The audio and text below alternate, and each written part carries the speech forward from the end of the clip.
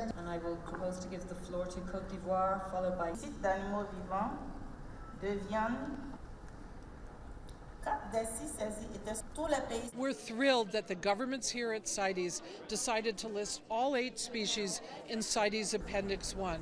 This is a real victory for the pangolin. It now has a chance to recover. I like to say it's a victory for the little guy. Ecstatic, excited, and hopeful. And that's something that we have not been able to use in the world of pangolins is hope.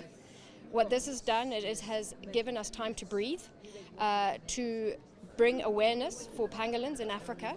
And what was the proudest moment today, being in that room with everybody, was that I'm an African and all Africa stood together. And we came together with one voice and we were heard.